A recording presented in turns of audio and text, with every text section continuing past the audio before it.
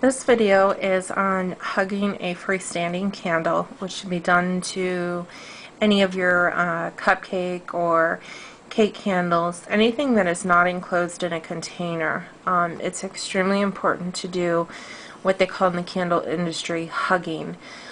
This creates the barrier so that the wax does not flow everywhere on you and allows the candle to actually burn to its entirety without getting too hot. So basically what you're going to do is you start out with your candle on a plate. You should always burn on a heat-proof or heat-resistant plate or dish. You do never want to burn a candle to where the wax can overflow and melt to your table or item that it's sitting on.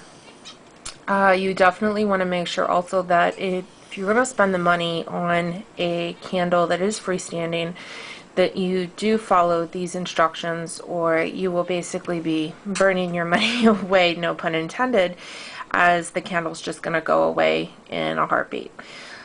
So the first step you're going to do is place it on a heat-proof or heat-resistant plate.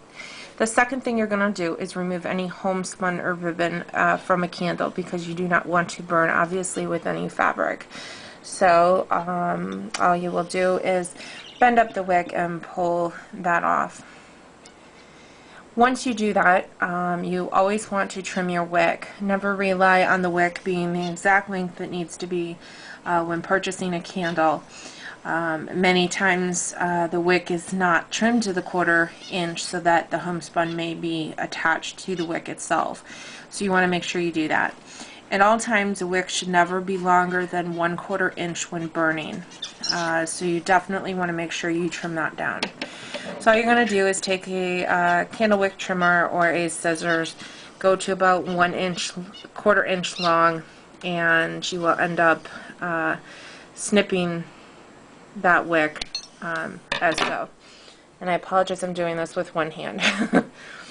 After you've trimmed your wick, what you are going to do then is light your candle. This is the important process to where you want to make sure that you are near the candle when you first do this. This process does take a few minutes, so you do not want to walk away from it. As the candle starts to burn, your flame will probably get a little bit hot or heated. That is because the wax is starting to burn and get hot for the first time, and as the wax tends to melt down uncontrollably, it will create a hotter burn with the wick, so you do want to watch that. And what you're going to do is you're just going to let your candle burn down slowly. It's going to start to burn, and you're going to continue to watch this until you see the wax starting to get soft on the top. Once you do that, I'm sorry, I need to grab a spoon. You're going to continue. What I use to do the hugging process is use a metal spoon, an old spoon that I have lying around. I always use one, keep one in my house for my candles for that reason.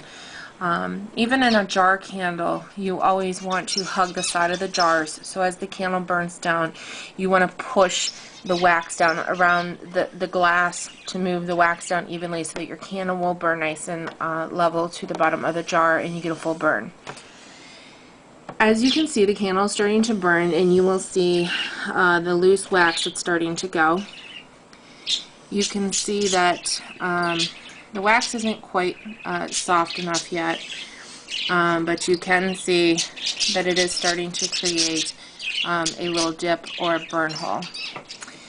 Basically what you're doing is you're wanting to keep an eye on the candle to create a crater, a rounder circle, to where you're building up the sides to where the wax is not going to overflow and drip down the sides, and then, as you know, hot wax will drip through and continue to burn and melt down all this wax to where it's just going to go everywhere.